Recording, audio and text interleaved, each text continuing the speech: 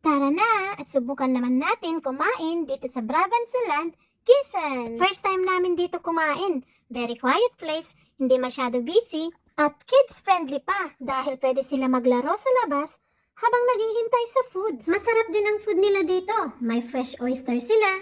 May good for sharing din sila. Nagustuhan din ni Afam at ang mga kids ang Asian box nila. Masarap din naman kasi eh.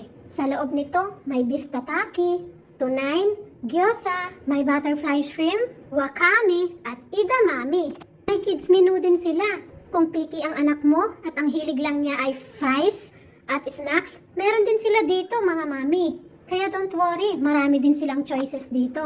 Ang talagang nagustuhan ko din ay itong very spicy hipon nila. Masarap din itong pornstar martini nila dito, kaso mahal nga lang. Kumbaga 700 pesos na ito sa Pinas. At syempre, pagkatapos ng kainan, hindi pwedeng mawala ang dessert. O diba? Sa itsura pa lang, solve na solve ka na. Kaya tignan nyo naman, pati mga kulits. Enjoy na enjoy din sa kanilang dessert. Kaya naman, pag happy ang mga kids, ay happy din si Mami!